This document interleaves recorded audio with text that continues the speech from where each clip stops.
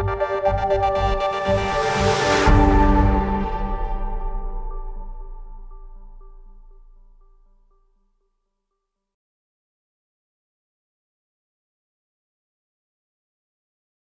everyone, today in our series of Docplexus KOL interviews, we have with us Dr. Umesh Oza.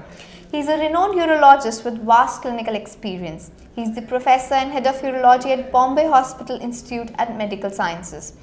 He is the organizing chairman of the USICON 2017.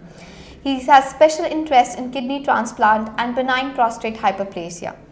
Thank you so much, Dr. Umesh, for joining us today. My pleasure. So, what are the operative outcomes and surgeon preferences for monopolar versus bipolar transurethral resection of prostate for BPH? The old generation, of course, was trained by monopolar TUPR, but today we realize that if there are bigger prostates, elderly people, bipolar is obviously a safer option because of chances of complication with bipolar are much less. So, given a choice, obviously bipolar is a better option. Okay. So, how important is the use of prostate-specific antigen test in case of diagnosis and treatment of prostate hyperplasia? Yes. A PSA per se we don't use much today as a diagnostic tool for BPH. If at all, yes, sometimes patients in the age group of BPH, we try to do PSA to rule out prostate cancer after discussing with the patient. But for a diagnosis of BPH, I do not think that that is a very important test to be advised. It's more to rule out cancer prostate than purely for BPH. Okay. So moving on to kidney transplantation, can you share your views and experience regarding the recent advances in surgical management of renal transplantation? Yes. Kidney transplantation is a very important operation for patients of end-stage kidney failure. It's a lifeline for them. Unfortunately, biggest challenge which we face is shortage of organs. I think we used to do a lot of live related donors in a kidney transplantation. If you purely talk about technical advances, we have now laparoscopic donor nephrectomy, we have a robotic donor nephrectomy, and of course, age-old open donor nephrectomy. Also, as far as recipient is concerned, it's majority of time it's open transplant surgery. But there are some centers who have a facility of robo. They also have started doing robotic recipient surgery.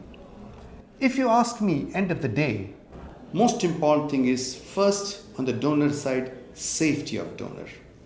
Whatever procedure you use, it's not important. What is important is safety of the donor, proper retrieval of the organ so that that organ has to work for the recipient.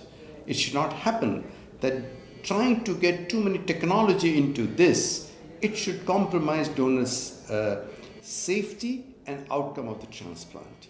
So yes, today laparoscopic donor nephrectomy has become quite a standard procedure in well-established centers.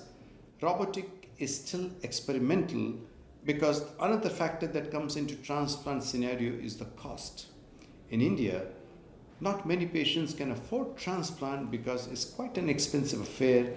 Not only the transplant, but post-transplant medication and follow-up. So I think one has to take a composite picture about the safety, about the cost, and of course about the outcome.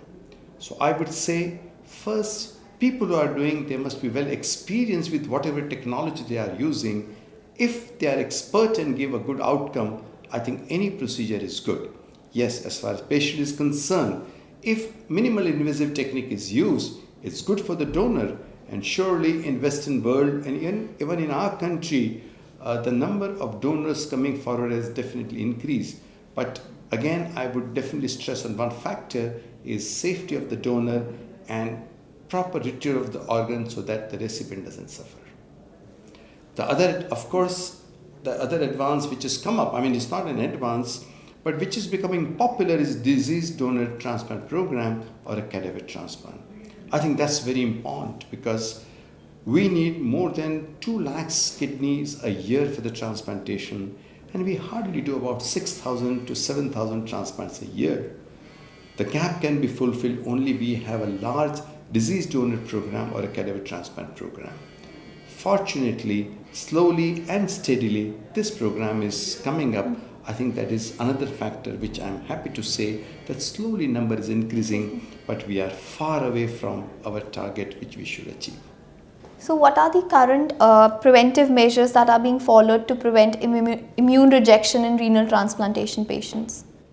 As far as prevention is concerned, first of all is ABO compatibility, which definitely gives better result. Of course, once upon a time, ABO incompatibility was absolutely contraindication. Today, of course, with newer medicine that is possible. The second, pre-transplant is of course proper work of the patient and the donor.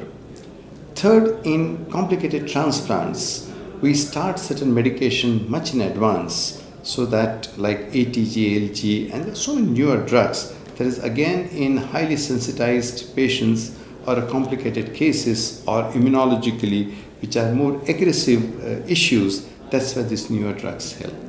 I am sure that it was a mammoth task for you to organize such a wonderful conference. So what is the take-home message for all the urologists attending this conference? Well, I hope our goal was to give an excellent scientific environment with an opportunity to have more and more newer topics, newer interactive sessions, and in a large, bigger exhibition hall or convention center. I think the biggest challenge for us was to find such a convention center in Mumbai to accommodate 3,000 delegates at a time in a hall, provide a large area for the trade, provide an area for multiple scientific sessions together, giving an opportunity for youngsters to have some technical skill development classes. I think one of the difficult tasks is to organize all this under one roof. Bombay still lacks a good convention center, so to create this facility was the biggest challenge. The second part, of course, we realize that conference is a good part to learn and exchange our ideas. But I think we have to evolve with the different modalities. We realize that we need more and more of interactive sessions. We need more and more operative and skill development sessions. And of course, case discussions where you learn with a discussion on the same thing, because medicine is not mathematics. 2 plus 2 is not 4. And every patient can be treated in different ways. And of course, all the treatment may be right. What is important is in that particular patient, what is the appropriate treatment, which unfortunately books may not mention. Patients don't read books and come because they have varied symptoms. So that is what is the clinical challenge for doctors. End of the day, I think the message is clear. One, we'll have to keep on updating our knowledge regularly because science is changing very fast, and that is one of the purpose of this conference. Second, I think digitization is becoming very popular. We'll have to learn and get used to using digitization. Third, we'll have to face onslaught of social media and its use in medical science. Fourth, the patients are changing and their expectations are changing from us. So today, medical conferences may not remain only limited to your own subject. One has to learn so many things. May it be communication skills, technical skills, standardization of the procedures, evidence-based medicine, and of course, medico-legal issues, how to protect ourselves is becoming yet another challenge, which was not a big issue when I joined medicine way back so many years ago. Thank you for joining us today and sharing your valuable time between of this conference. Thank you very much, my pleasure, and thank you very much for participating in USICON 2017 Bankuri. Thank you so much, sir.